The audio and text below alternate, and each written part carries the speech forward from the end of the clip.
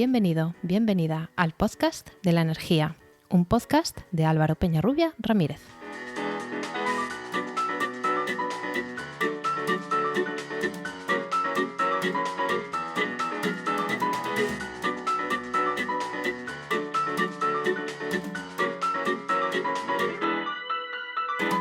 Hola, hola. Recibe la bienvenida a este capítulo 33 de El Podcast de la Energía, un podcast de Podcastidae, la red de podcast de ciencia, medio ambiente y naturaleza. El sector del transporte es uno de los principales actores que debe intervenir en la transición energética.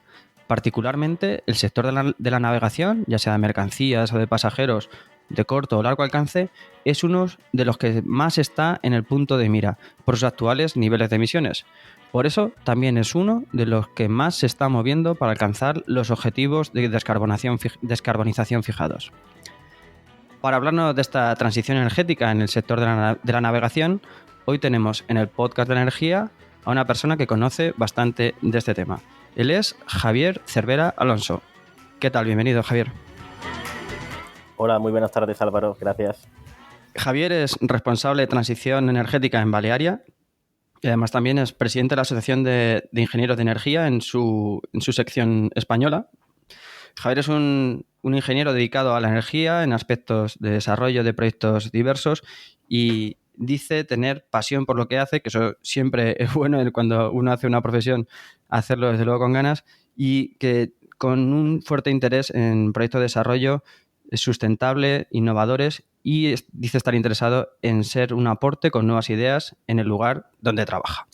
Bueno, pues antes de empezar a entrar en el detalle del tema, pues cuéntanos un poco más de ti, de tu trayectoria, cómo has llegado hasta aquí y de ese lugar donde trabajas actualmente también. Bueno, pues mi formación es de ingeniería, en este caso es de telecomunicaciones, pero después de estar trabajando 3-4 años en el mundo de las telecomunicaciones, cambié, ahora ya unos 16 años, al mundo de la energía, que es el que realmente me apasiona. He trabajado en alguna utility muchos años, Unión Fenosa Naturgy, en la última época, por la fusión de Unión Fenosa Gas Natural. Y luego desde hace 3 años y medio, estoy trabajando en la Naviera Balearia, en la parte energética, en este caso, la parte marítima, pues obviamente el consumo principal de una naviera en un 96-98% es el combustible que utilizamos en los buques.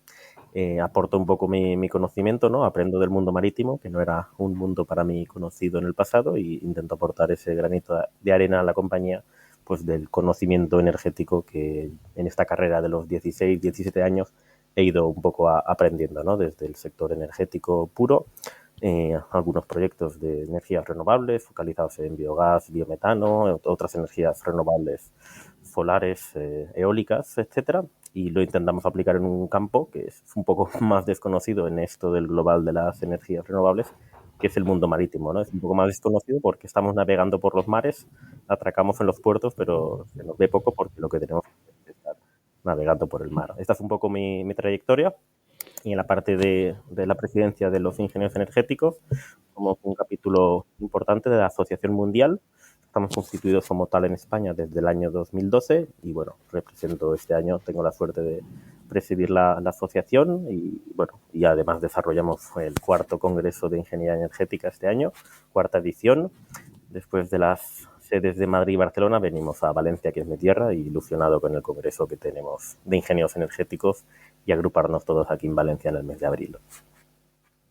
Muy bien, la verdad es que has hecho un recorrido por el mundo de la energía en diferentes subsectores, ¿no? Y la verdad es que la energía tiene algo que, aunque has nombrado muchas tecnologías, muchos campos variados, pero tiene algo que los une a todos en común y la verdad es que yo también comparto esa pasión que tú dices y la verdad es que me ha parecido muy, muy interesante ese recorrido que comentabas.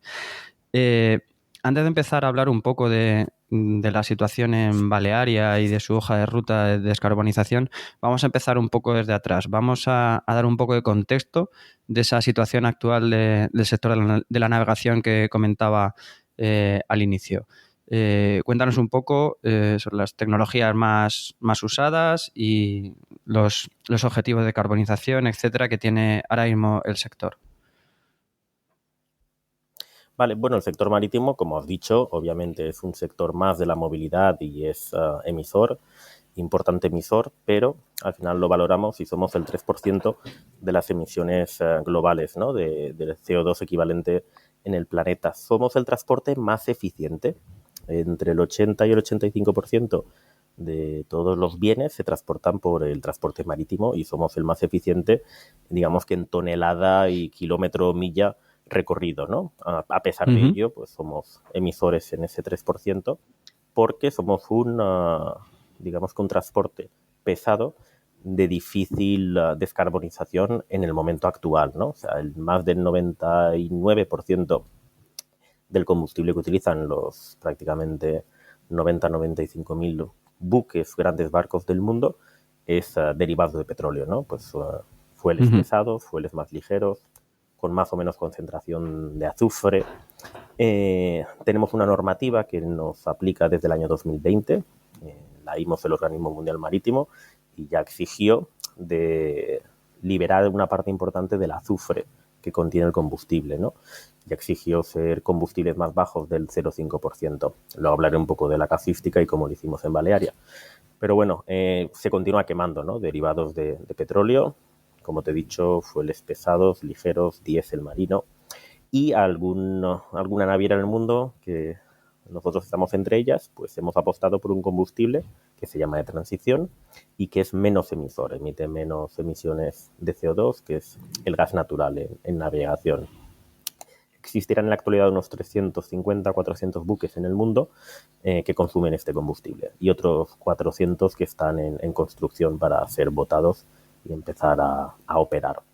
Es, como digo, un combustible de transición, emite menos y es la única alternativa en estos momentos viable y demostrada que permite emitir menos. También existe tecnología de metanol. El metanol es otro combustible que en la actualidad los pocos buques que existen de metanol, que se cuentan por decenas, están utilizando metanol gris de origen fósil, ¿no? Luego hablaremos un poco de los distintos combustibles y hablaremos de la versión o de la vertiente verde, ¿no? de ese metanol. Pero bueno, es otro combustible que hay algunas pequeñas cantidades de buques en el mundo que utilizan este combustible y que también tiene su senda de descarbonización, como iremos contando a lo largo de la tarde.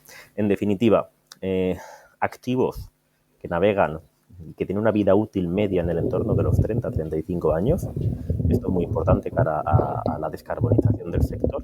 Esto no son vehículos que se cambien cada 7, 8, 10, 12 o máximo 15 años, sino que son activos que han de perdurar de 30 a 35 y a los cuales convivimos dentro de un sector marítimo al cual se nos exige, obviamente, como al resto de sectores, una senda de descarbonización en un plazo, el 2050, donde prácticamente se nos exige que seamos neutros, ¿no? Pero con activos nuevos de los últimos 5 años que han de perdurar hasta ese momento.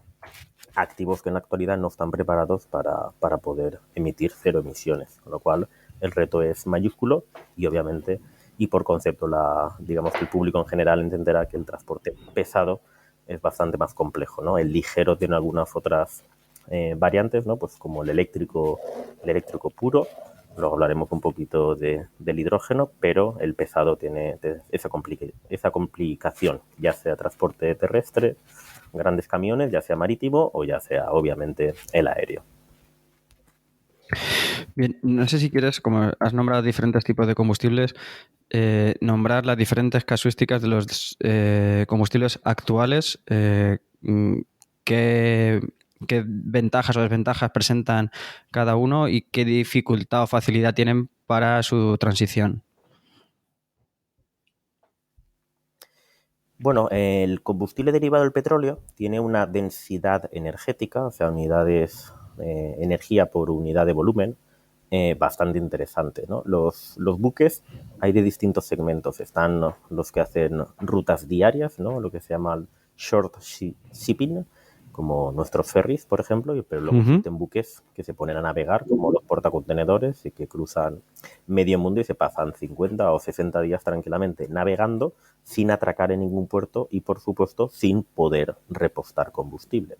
Entonces, las necesidades de combustible y el tipo de combustible para esas distintas tipologías, aquellos que atracamos cada día y somos capaces de repostar nuestros tanques, o aquellos que no lo hacen durante decenas de días, es ligeramente distinto. Con un combustible derivado del petróleo con una densidad energética tan buena, digamos que es un combustible bastante flexible para todas estas necesidades, ¿no? Pues para un barco de ruta más diaria, pues un depósito ligeramente más pequeño, y para un portacontenedor, pues un depósito grande.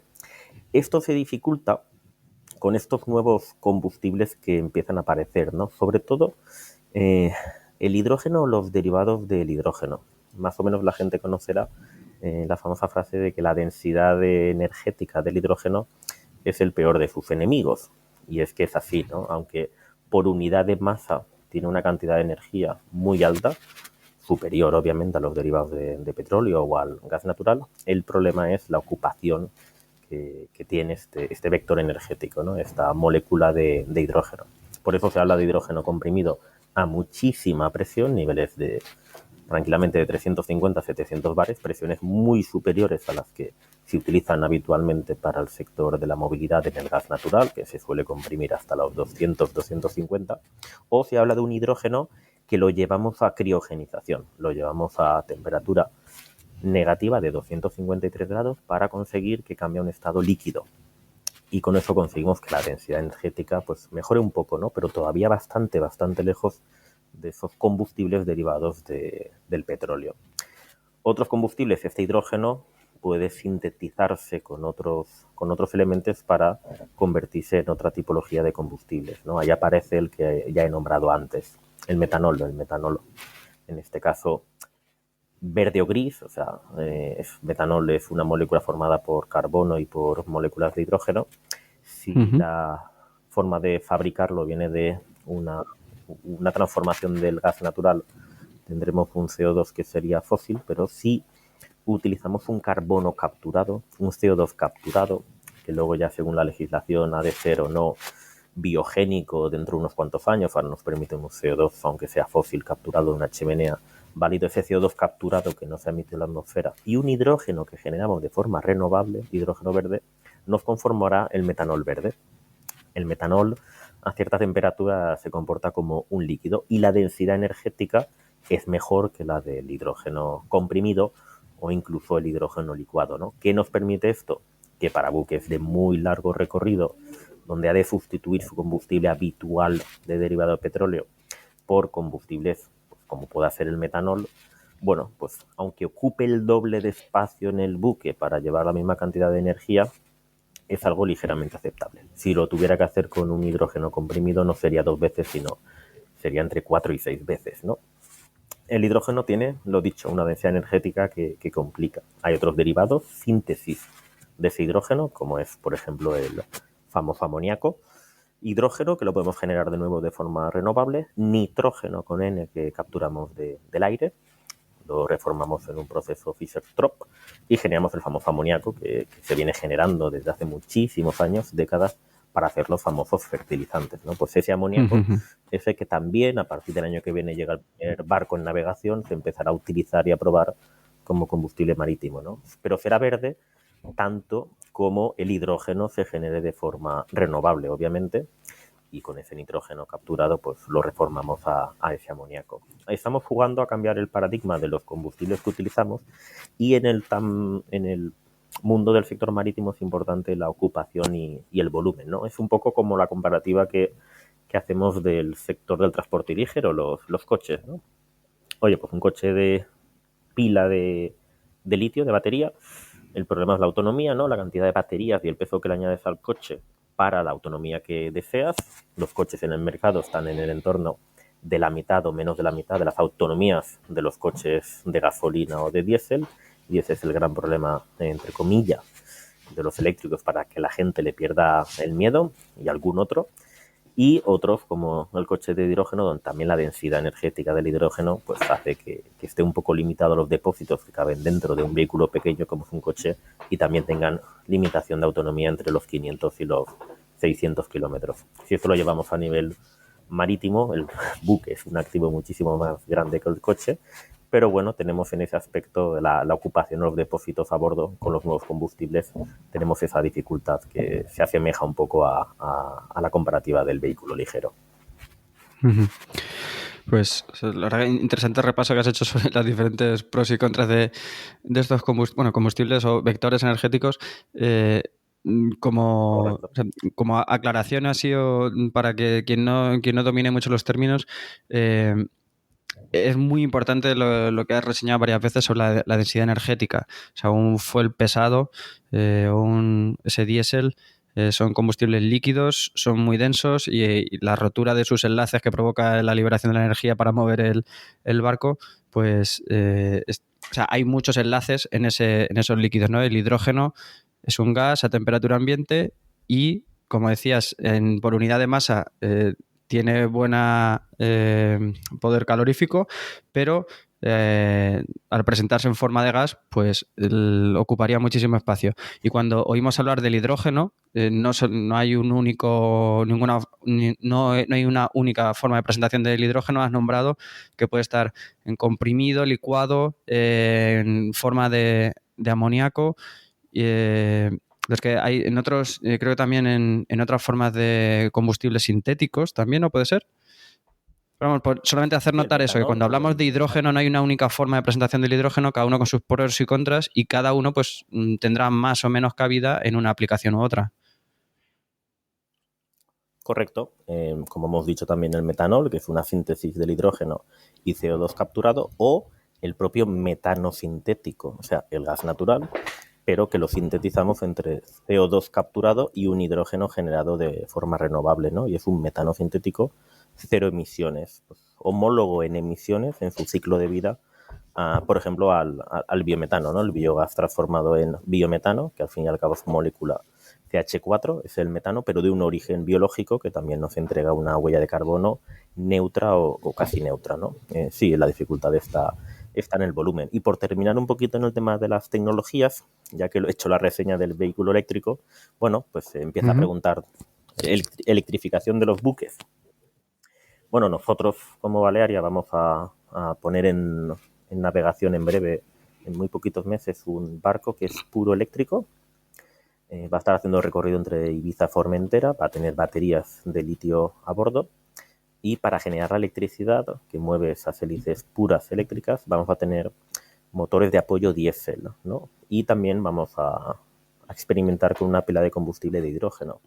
El barco navegará, saldrá de puerto con motores apagados, utilizando la electricidad de las baterías, estará atracado en el puerto y cuando se ponga a navegar en alta mar, pues apoyará la generación eléctrica con esos motores, ¿no? El objetivo de este barco es empezar de esa forma, puro eléctrico, para que en pocos años vayamos sustituyendo esa generación a bordo de esos motores diésel por generación de o más pilas de combustible de hidrógeno o mayor cantidad de baterías de litio que cargaríamos obviamente desde el puerto cuando consigamos que una isla como Ibiza o Formentera obviamente tenga un porcentaje de generación renovable que merece coger esa electricidad como para cargarla en las baterías. Actualmente un porcentaje muy alto, mucho más del 50%, en estas dos islas se genera con centrales diésel, ¿no? Con las pérdidas de la transmisión de esa electricidad a través de los cables, que llegue al puerto, estaría cargando electricidad de una central diésel con pérdidas por el medio.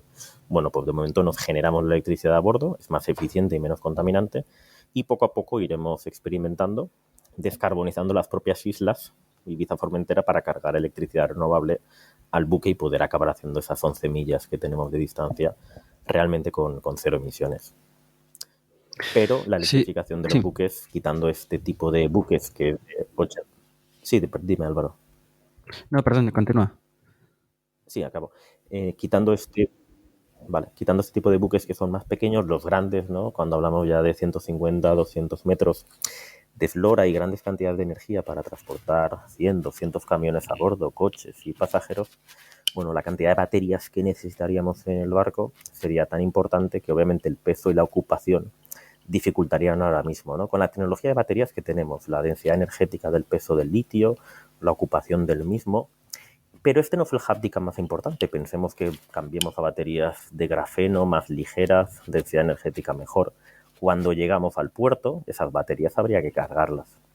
Y la cantidad de energía eléctrica que utilizamos para una ruta diaria en un buque de este tipo y en el atraque corto que hacemos de 2 o 3 horas en un puerto, significaría hacer conexiones de carga rápida de decenas, si no centenares de megavatios durante esas 2 o 3 horas para poder cargar las baterías a bordo de un buque, ¿no? El reto, la electrificación de un buque no es tanto que lo es las baterías dentro del buque, aunque el buque venga y vuelva cada día y no necesites tanta batería, sino el problema es que cuando los buques diarios tipo ferry atracamos solamente 2 o 3 horas, tenemos solo 2 o 3 horas para meter tranquilamente 200 o 300 megavatios hora de electricidad en esas baterías. ¿Qué cable necesitaríamos, no? De 100 megavatios de potencia para un solo buque. En un puerto no atracan buque, atracan muchísimos buques. La dificultad está un poco ahí, ¿no? En la infraestructura, la velocidad de carga, por supuesto que en las baterías, pero es mucho más crítico el problema que tenemos, obviamente, de recargar esa electricidad a bordo.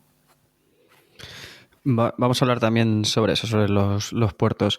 Actualmente, volviendo a la comparación con el vehículo eléctrico, uno de los hándicaps ahora mismo para el vehículo eléctrico son la disponibilidad de puntos de recarga, ¿no? Que está creciendo y que también se está potenciando la instalación en viviendas particulares, en centros de pública concurrencia, etcétera, ya sea por cambios en la normativa y por financiación pública también. Después de más de un siglo de predominancia del uso de los derivados del petróleo para cualquier forma de transporte, tiene una ubicuidad completa. Hay disponibilidad de estos derivados de hidrocarburos en todas partes y en los puertos en concreto. ¿Qué pasa ahora con esta transición energética? Además de hacer la transición en los barcos, que es lo que hemos venido hablando ahora, también habrá que hacerla en esos buques que tendrán que tener disponibilidad de estos combustibles alternativos y, pues, llegado el caso también, disponibilidad de generación, bueno, de transmisión eléctrica muy elevada. ¿Cómo está ese punto, esa transición también de la parte de los puertos? Vale, como has reseñado, en la práctica totalidad de puertos del mundo están adecuados a repostar derivados de petróleo. Unos cuantos puertos por el mundo, y en España tenemos mucha ventaja y por eso en Balearia hemos apostado por la tecnología del gas natural, en este caso criogénico, licuado, para tener la mayor parte de grandes buques que tenemos en la flota con esta tecnología, porque tenemos 5 y hasta 6 terminales de gas natural licuado donde podemos coger fácilmente ese combustible criogénico y llevarlo y bombearlo a los tanques de nuestro buque.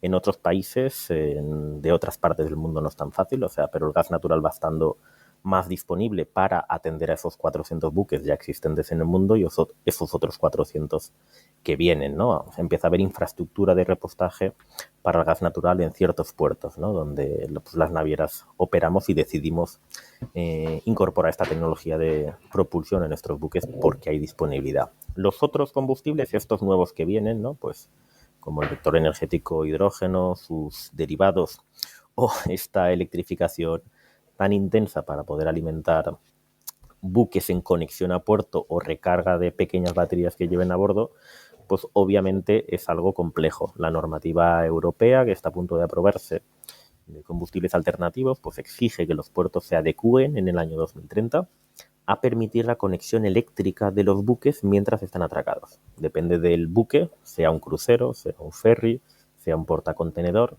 cuando atraca necesita una potencia para alimentar pues todos los equipos eléctricos, electrónicos, clima dentro de esos buques, y lo hacemos normalmente con motores auxiliares que están en funcionamiento. En nuestro caso, si lo hacemos con gas natural, la ventaja es que las emisiones del gas natural no solo son menores en CO2, sino que eliminamos la práctica totalidad de los azufres, eliminamos más de un 85% los NOx, que son los perjudiciales para la salud, y también el particulado, ¿no? Las partículas. Sí, pero como número gordo, si tienes en la cabeza una relación de reducción que habría en emisiones tanto de CO2, que nos centramos demasiado a veces en el CO2 y no pensamos en otros componentes también que generan contaminación, como los azufres que estás nombrando. Más o menos, ¿de qué orden de magnitud estamos hablando de reducción? El gas natural reduce un 99% el azufre respecto a cualquier derivado de petróleo. Es un combustible que no tiene prácticamente azufre, con lo cual cuando combustiona no emite azufre el motor.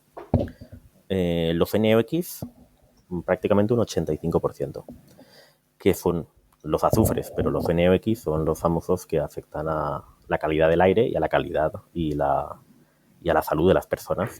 Y luego en derivado también el particulado, esas partículas que se generan y que son muy dañinas también para la respiración de los pulmones, ¿no? O sea, las reducen el entorno también del 90-95%. Y además una pequeña ventaja que no se tiene muy en cuenta, que es que el ruido del motor y las vibraciones se reducen prácticamente a la mitad cuando utilizas gas natural en un motor de combustión. Esas son las reducciones que complementan ese 25-27% de reducción de CO2. Esos son los números. Bueno, te he interrumpido, no sé si querías completar algo sobre la situación de los atraques y la obtención de la energía cuando el barco está parado. Sí, correcto. La exigencia de conexión eléctrica viene a partir del año 2030.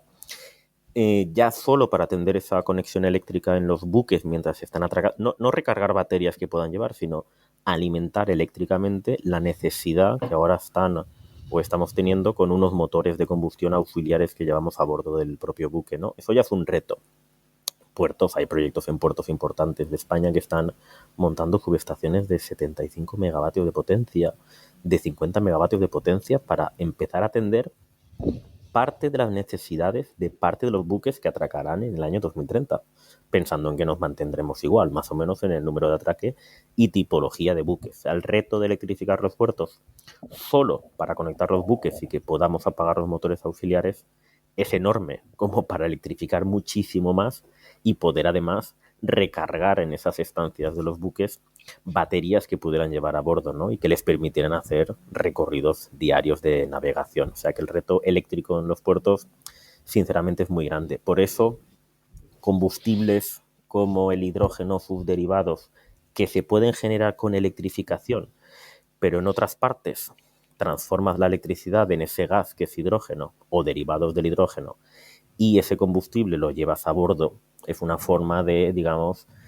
de durante un tiempo ir generando el combustible que luego de forma rápida puedes incorporar al buque, ¿no? Es una complementariedad a esa electrificación que va a ser brutal, pero que solo alimenta las necesidades de estancia cuando los buques están atracados en los puertos. Y como has nombrado que si tuviésemos que hacer recargas de baterías para motores eléctricos, habría una demanda muy, muy elevada, o al menos sí que hay un compromiso de hacer estos atraques y mantener los servicios a bordo con energía eléctrica y que se está trabajando en subestaciones que den servicio.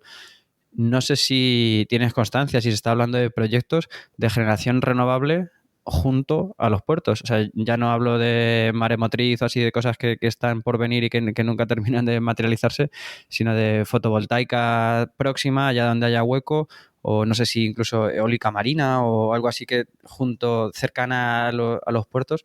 ¿Te consta que haya estos proyectos de generación renovable próxima para atender estas demandas de energía o incluso para generación de hidrógeno verde? Sí, voy a nombrar dos casos de dos puertos importantes del Mediterráneo. Me sabe mal dejarme el resto de puertos donde operamos, pero bueno, un poco por nombrar, ¿no? Aquí en Valencia el puerto Valencia tiene un proyecto muy importante. Ha licitado una planta fotovoltaica propia en el puerto de 6 megavatios. Creo que está empezando a ejecutar otra también sobre un muelle del entorno de 1,5-2 megavatios más. Y tiene un proyecto de 3 o 4 grandes aerogeneradores que superarían en total en eólica más de 10 megavatios de potencia, ¿no? Con estas instalaciones que ya está licitando o ejecutando, tiene previsto, creo recordar, que suministrar el 30% de energía renovable generada in situ. Otra cosa es que ya llevan años comprando garantías de origen renovable, ¿no? Electricidad garantizada que es generada por otros parques en el territorio, en la península, y que llegan a través de la red de distribución al puerto. Pero con producción propia tienen proyectos muy importantes. Puerto Barcelona también tiene un proyecto muy importante de utilizar muchísimas cubiertas y espacios portuarios para instalar muchísima fotovoltaica. Y algún puerto, bueno, pues puede tener proyectos offshore, no sé si dedicados en exclusiva para el propio puerto, porque al final el offshore se quiere instalar a cierta distancia de la costa, ¿no? Sí. Y son grandes parques. Cuando haces la inversión son grandes parques que obviamente no solo se montan con 4 o 5 aerogeneradores para alimentar un puerto, sino que bueno, son grandes parques de producción para todo el sistema eléctrico que al final benefician a todos sus consumidores, y los puertos están conectados a las redes eléctricas y obviamente son, ¿no?, disfrutan, ¿no?, de esa parte de energía renovable de estos proyectos. Bueno, pues has hecho ya una foto bastante detallada de todo el contexto y ya hemos avanzado algo de lo que ya Balearia ha hecho, pero si quieres vamos a abrir otro capítulo y vamos a centrarnos más en la hoja de ruta de descarbonización de Balearia y qué pasos ha llevado en los últimos años y los que está previsto que dé en los próximos. Vale, como ya he ido intuyendo un poco, nosotros apostamos pues ya en estudios a partir del año 2012 por esta tecnología que en aquel momento era bastante desconocida, del uso del gas natural en los motores. Los motores de nuestros barcos son duales. Son unos motores adaptados que permiten tanto la combustión de los combustibles derivados de petróleo como del gas natural, ¿vale? Son duales porque ese buque puede estar operando hoy en España, pero por cambio de ruta o incluso de operador o naviera puede irse, pues no sé, ¿no?, al sur de África, donde ahora mismo no hay disponibilidad de gas natural para repostar en los puertos, con lo cual has de hacer una tecnología dual para que ese buque pueda funcionar con derivados de petróleo. Entonces apostamos por esto. Ya en 2016 empezamos a operar con un buque, la Abel Matutes, con un motor auxiliar funcionando con gas natural. Después de unas pruebas satisfactorias se decidió que todos los nuevos buques para su propulsión principal, los motores grandes del barco, fueran con esta tecnología, con gas natural, para tener mejor densidad energética y unos tanques más pequeños a bordo, para dar una autonomía de unos pocos días. Licuado, que tiene una densidad energética más buena, mejor que si los comprimimos el gas natural. Y ya incorporamos hasta 3 buques nuevos a la flota, 2 RoPax de transporte de carga y un fast ferry, que es el que tenemos entre Denia, Ibiza y Formentera ahora mismo. Y decidimos hacer la modificación de 6 buques más, de los 6 más grandes buques que tenemos en la flota, y modificamos los motores, incorporamos depósitos de gas natural licuado a esos motores que habíamos dualizado para poder funcionar con gas natural. En definitiva, ahora tenemos 9 grandes barcos que recorren más del 50% de las millas de todos los 34 buques que tenemos en la flota ahora mismo, y estamos también ya en construcción de un segundo fast ferry a gas natural licuado, con lo cual dentro de poco más de un año tendremos 10 buques, los 10 buques más importantes de la flota con gas natural, ¿no? ¿Qué nos permite esto, o qué nos está permitiendo desde la incorporación en el 18-19 de los grandes buques ya en motor de propulsión principal? Empezar a reducir esas emisiones gracias al uso del gas natural, ¿no? Y nos permite, como he dicho, Europa nos exige casi descarbonizarnos en una senda importante hasta el año 2050. Nos exige que el combustible sea un 75% más limpio, menos emisor que el que se está utilizando en estos momentos, o como año base, año 2020, ¿no?, en la media de todos los buques en Europa. Es un reto importante, pero para nosotros disponer de estos buques de gas natural nos permite utilizar un combustible que simplemente lo he nombrado, pero ahora voy a detallarlo un poquito más, que es la alternativa al gas natural, el gas renovable. Ese biogás, biometano, ese biogás que se genera gracias a la aportación de residuos de estiércoles de ganado, de cerdo, de gallinas, o de residuos orgánicos, esos residuos de orgánicos que todavía lanzamos en muchas ciudades en la bolsa gris común, pero que empezamos a separar en un cubo marrón. Esos residuos, en vez de que acaben en un vertedero y allí se genera fermentación y emitan gas a la atmósfera, si lo cerramos en un tanque de una planta de biogás, una planta industrial, que transforma los residuos, captura, las bacterias trabajan fermentando esos residuos y captura ese gas que es de origen biológico, lo canalizamos y puede acabar en nuestros buques, ¿no?, con una huella de carbono cero, o incluso si viene, por ejemplo, de residuos como los estiércoles del ganado, puede llegar a ser una huella negativa, porque tener los estiércoles a cielo abierto en una granja, en una ganadería, están emitiendo el metano que generan directamente a la atmósfera, y el metano emitido sin quemar a la atmósfera es 25-28 veces peor que el efecto del CO2 para el efecto invernadero, con lo cual el biogás lo que permite es recuperar ese gas controlado, canalizado y que se utilice en motores de combustión, sea para un vehículo ligero, para un vehículo pesado, camión o un barco, en el caso de los que tenemos en Balearia, ¿no? El biogás generado en estas plantas es una mezcla de gases, principalmente metano, que es el gas natural, y algunas trazas de CO2. Hay un mecanismo, una purificación o concentración de la parte de metano, y a eso se le llama el biometano, ¿no? Es metano, es gas natural, pero en vez de origen fósil es de origen renovable, ¿no? Matamos 2 pájaros de un tiro. Obviamente tenemos un combustible cero emisiones o en el entorno de cero emisiones y, como digo, incluso negativo, y gestionamos de forma correcta unos residuos que a nivel mundial son entre el 5 y el 6% de las emisiones de CO2 equivalentes en el mundo. O sea, si hemos dicho que el marítimo es el 3%, la gestión de los residuos a nivel mundial, como se hace en todas las partes del mundo, implican entre un 5 y un 6% de todas las emisiones del mundo. Se situaría a nivel de país en la quinta o sexta posición del país más emisor, ¿no? Pues detrás de China, que emite el 28%, de Estados Unidos, la India, Rusia. Se situaría como un país tan grande en emisiones como Alemania, ¿no? La gestión de los residuos. Evitamos esas 2 cosas. Y estos barcos que ya son de gas natural, el biometano, los residuos, desgraciadamente o afortunadamente, no son ilimitados.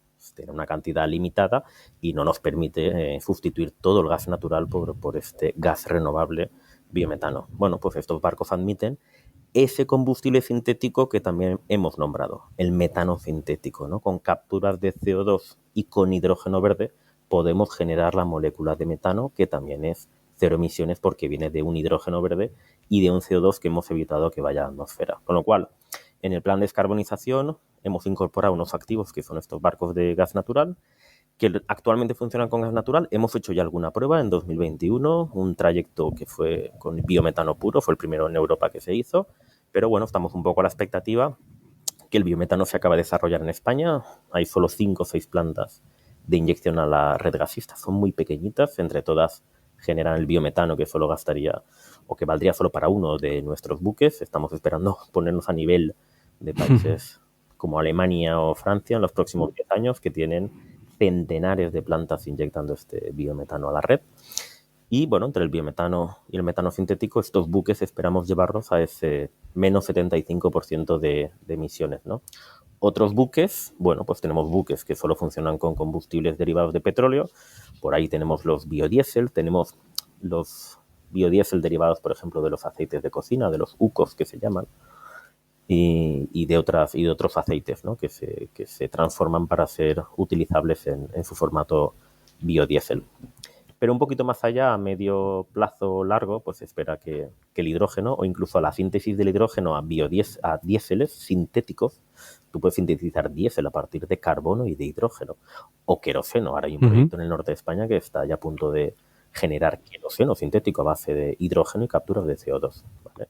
Vamos a ver cómo. O sea, quedan muchos años, el camino es largo y vamos a ver también esos combustibles sintéticos cómo van evolucionando para apoyar, en este caso nuestro, pues a ese biometano, a ese metano sintético, poder llegar a generar biocombustibles líquidos que vengan de la síntesis del hidrógeno, ¿no? Cuando todo esto de los costes del hidrógeno nos lleve a que el resultado del hidrógeno producido o sus derivados tenga una competitividad que se acerque a ser viable, ¿no? Poder comprarlo y utilizarlo en un mercado competitivo. Como has dedicado un ratito a hablar del biogás, voy a aprovechar y hacer un poquito de spam, que quien se haya quedado con más ganas de conocer sobre el biogás, en el capítulo 30 lo dedicamos exclusivamente a ello, a la obtención del biometano. Tuvimos a Nerea Plata y para quien quiera saber más lo dejamos en nota del programa y seguro que le resulta interesante. Bien, Javier, tenemos claro que los objetivos de descarbonización y de eliminación de otras formas de contaminación, has hablado de partículas, de los NOx, de los derivados del azufre. Eso tenemos claro que hay que ir a esa senda de mejora de esas emisiones. Pero, ¿qué pasa desde el aspecto económico? Entiendo que tiene que haber bastante apoyo público, ya sea en investigación, en cambio de estas tecnologías, ya sea del lado de los puertos o de los barcos. Háblanos un poco del aspecto económico, si hay ese apoyo público para esta transición y si después de hacer esta transición para compañías como Balearia, aunque es una inversión a largo plazo les resulta rentable hacer estos cambios. Vale, bueno, la competitividad obviamente económica es primordial, no puede ser medioambientalmente correcto si dejas de existir como empresa porque los costes se te comen, obviamente. Estos nuevos combustibles todavía están en sus fases iniciales y son más caros que los combustibles fósiles actuales, incluso a pesar de la crisis energética y altos precios que hemos tenido en estos momentos. Está habiendo apoyo para desarrollar tecnologías en los más incipientes, como la generación del hidrógeno, proyectos de generación ya importante, ¿no? Pilotos y sus derivados. Está habiendo algún apoyo a las plantas de biogás biometano. Es una tecnología completamente madura, hace decenas de años que existe el biogás biometano, pero en España pues no se había promocionado más allá de unas primas a la generación eléctrica quemando ese biogás, que fueron luego rectificadas o modificadas y ya no se invirtió más a partir del año 2012, 2013. Ahora vuelve a generarse este biogás biometano porque vale para la movilidad, vale para descarbonizar otros usos industriales, que su alternativa al gas natural es difícil en electrificación, con lo cual utilizando biometano reducen las emisiones de CO2. Y al final tenemos que ver un poco que los combustibles fósiles empiezan a ser agravados con emisiones de CO2 que hay que pagar en ciertos sectores. Nosotros en el marítimo, de forma gradual en 3 años a partir del año que viene, del 24, y entre el uso de combustible fósil, el pago de las emisiones del CO2 que produce el combustible fósil y la bajada poco a poco por maduración o apoyo público de estas alternativas como el biometano, como el hidrógeno, como sus sintéticos, nos tiene que llevar a que en cierto momento se crucen esos precios, ¿no? Desgraciadamente para el transporte pesado parece que no se va a cruzar a la baja, que es decir, un coche eléctrico, cuando la electricidad te la puedes generar, por ejemplo, en tu casa con paneles fotovoltaicos, que es mi caso, pues te baja el coste de los 100 kilómetros, por ejemplo, a los 2 o a los 3 euros, ¿vale?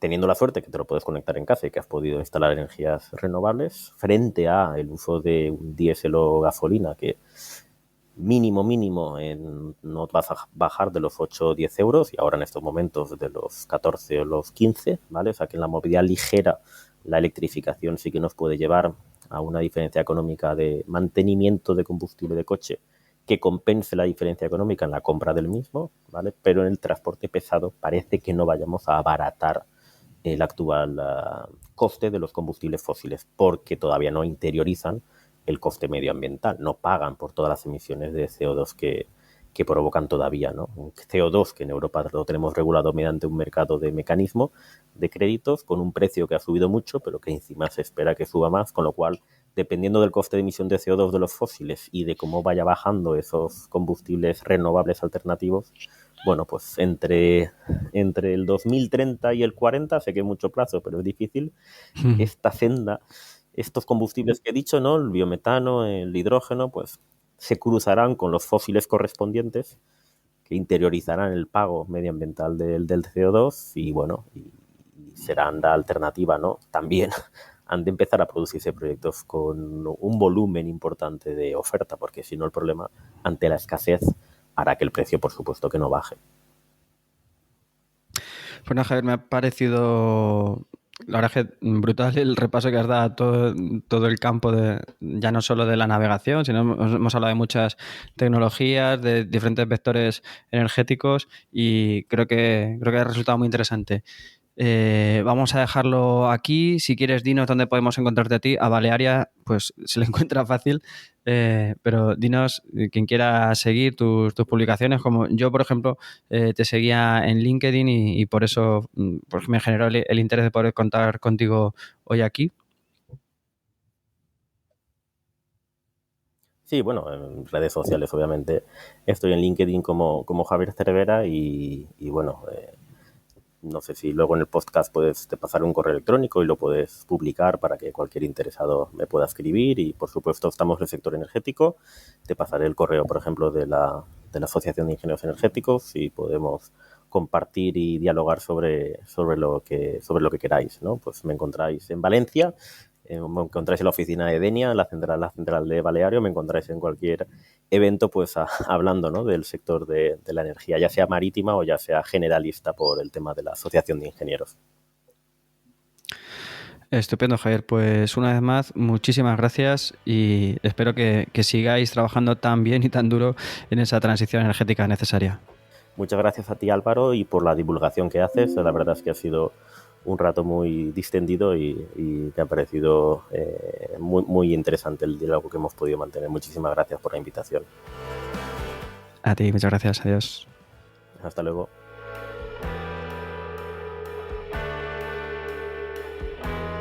Y hasta aquí este episodio 33 del podcast de la energía. Si te ha gustado, te sugiero que te suscribas. Si crees que a más personas les puede resultar interesante, me ayudaría mucho que lo compartieras. Y si lo que quieres es hacer una sugerencia, comentario, valoración o corrección, lo puedes hacer encontrándome en mi perfil de LinkedIn, Álvaro Peñarruiz Ramírez, o en la página y redes sociales de Podcastidae, y en Twitter con el hashtag El Podcast de la Energía. Nada más, un placer tenerte al otro lado y te espero para el siguiente programa. Sé eficiente. Hasta pronto.